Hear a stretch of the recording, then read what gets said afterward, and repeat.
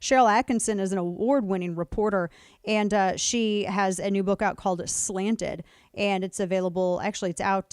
Was just out last month, and it gets into exactly what we're talking about: journalistic integrity. And she joins us now via phone. Sharyl, a pleasure to have you, and really appreciate your work. Well, thank you for having me, and I agree with your assessment. It's really a shocking time for journalism and for information in general. It is. And I think it makes, to me, and correct me if I'm wrong about this, I mean, I'm a commentator, and I absolutely am an editorialist, and I make no bones about it. And you really are dedicated to just getting the truth of the matter out, the story. And I honestly don't know, and I don't even care what your political leanings are. But what's amazing is that it seems as though people such as yourselves, who are real journalists, you're an investigative reporter, that just by doing your job, somehow you're classified you're put into a political category. And I find that fascinating. I mean, this is at some point way on into the future, generations are going to be analyzing everything that happened during this time. But I'm curious to know your perspective, just doing straight news in this era of chaos. And you are one of few people who do what you do. Well, you would be surprised maybe to find out in Slanted that I interviewed a lot of, I think the only one that's done this, current and former network news insiders, publications like people from New York Times, CNN, Washington Post, MSNBC, and they all, to a man and woman, even though they describe themselves, when they did describe themselves politically as progressive, they see the same problems you do. And why don't you hear about it? Well, it's because this information landscape, as I've been writing about for years, has become so managed. It's designed to make you think things that aren't true are true, that if you have a thought or an opinion about whether the news has taken a bad turn or a news topic, coronavirus, the election, you're supposed to think that you're an outlier when you're not. If you have a certain view or you're looking at a certain study that these powerful interests don't want you to know about. So, yes, the person has to be controversialized. If you're a neutral reporter, if you simply do not spend all of your time attacking aggressively Donald Trump, you're falsely portrayed as a conservative. Yeah. Because the left lurched what used to be the center so far left that if you're anything other than that, if you're not on board with that narrative, you must be controversialized as either politically motivated somehow or otherwise controversial so that people won't listen to you. Yeah, and a great example of that, Andrea Mitchell yesterday made one remark while on MSNBC saying that she thought it was that the Biden campaign, that the Biden team's response was delayed after it came out that he had sprayed his ankle and he had this hairline fracture in his foot, and that they didn't, journalists in the pool didn't even learn until Sunday when it happened Saturday. She said one thing, and then there was just whether it was Facebook or didn't even matter the platform, progressives were infuriated that she had questioned this and demanding that she retire. And she's pretty far left. I think it's safe to say. I understand that there's a heightened political tribalism, but surely there's still an appetite for news. Or Sharyl, do you think that people are too maybe ensconced in their separate corners at this point for that to even have an impact? Oh, I believe there's a huge appetite for real news. You know, I worked at CNN. I write about this in the book, too, back when it was a news organization. And we wouldn't have dreamed of editorializing. We covered other stories, editorializing on these things the way they do today. And there's still an appetite for that. So even people, because I've been asking about this for years, even people who want to get their news from CNN because they want it left or from a place they consider right, perhaps Fox News, when I ask, they still want a place they can go in addition to that, like CNN used to be, where they feel like they're just getting the facts, they're not getting the spin, and they don't have to discount what's being reported according to what they assume is the viewpoint of the reporter, or more accurately, the special interests that are pulling strings at that news organization. I think there's a huge appetite for it.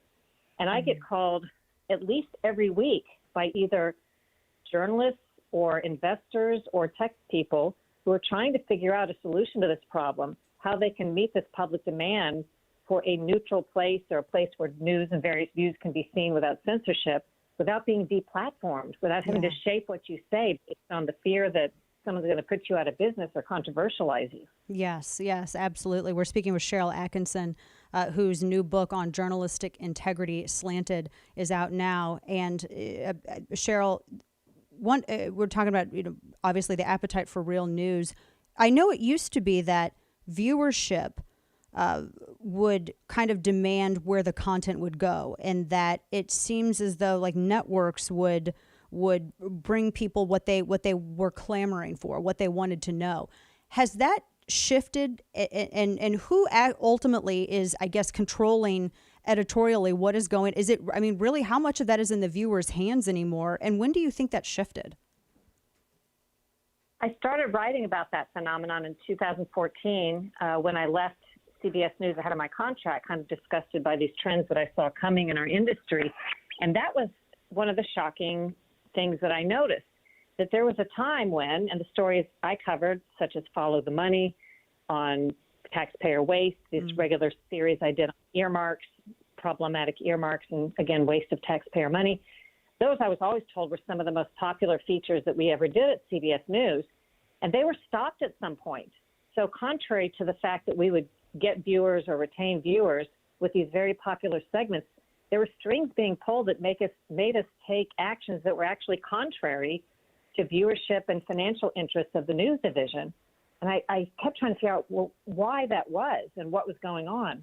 And I concluded that there are more important interests at a higher level, more important ways that these powerful corporations and political interests and operatives have figured out how to pull strings and use us as a propaganda platform, not as a news organization that's supposed to earn some money or stay financially independent.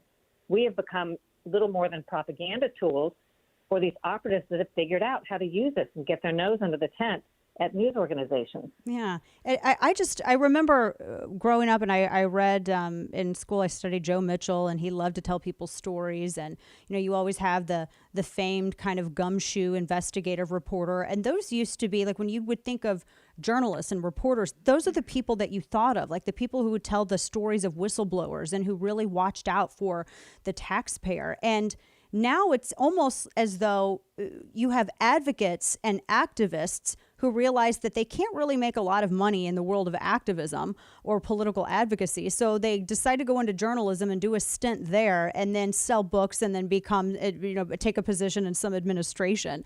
Is that kind of how you see it too? Because there's just so few people of your discipline. And I just kind of wonder if that's what you run across.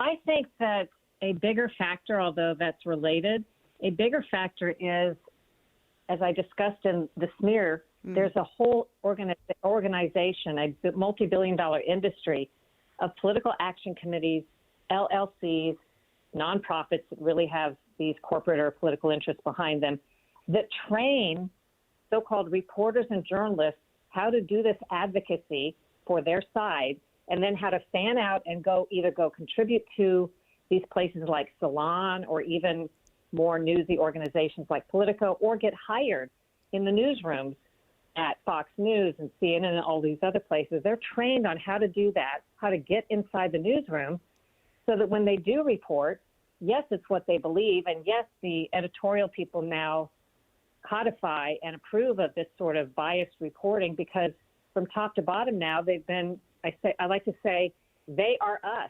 These operatives that tried to influence us for all these years and had pretty good success have now been hired and brought into our newsroom.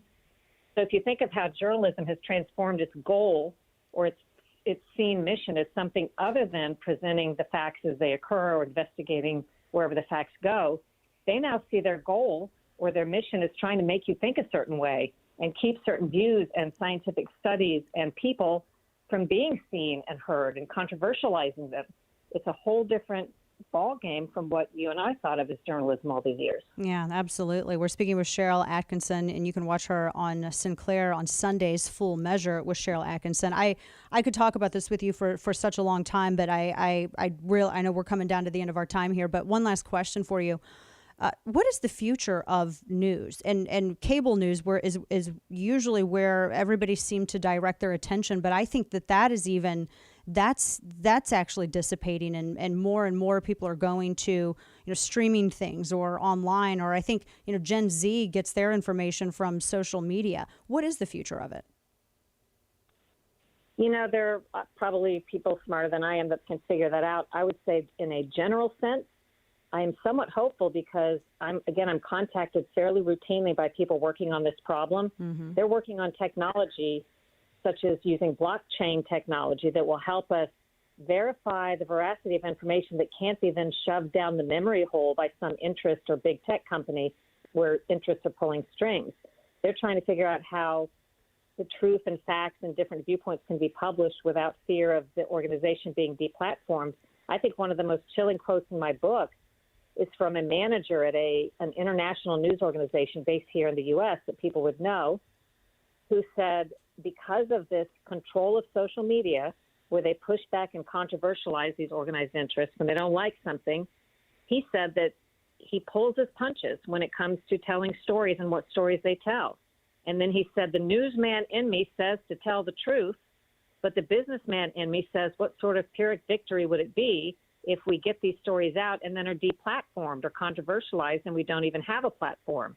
So that's pretty scary if you think about major news organizations kowtowing to the whims of these interests that now control social media, and they're just not going to report the truth or the whole truth or all of the stories for fear, just as these companies hope for fear of being deplatformed. Yes, and we all wait to see what happens with Section 230 and those protections from liability that Twitter and Facebook and so many of these platforms that you mentioned that they enjoy now. The book is Slanted: How the News Media Taught Us to Love Censorship and Hate Journalism. And as Sharyl has written in her book, and I'll remind everybody that those are the people who were first pushing these platforms to censor voices and to suppress voices. It was the media. Sharyl Attkisson, a host of Full Measure. Sharyl, it's a pleasure to have you, and thanks so much. Congrats on the book.